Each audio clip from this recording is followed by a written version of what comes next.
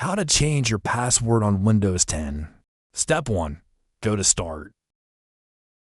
Select Settings.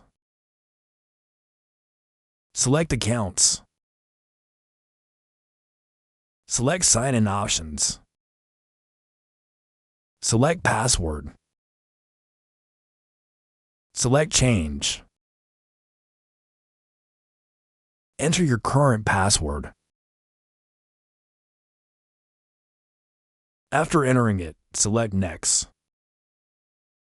Now enter your new password and confirm your new password and add a password hint.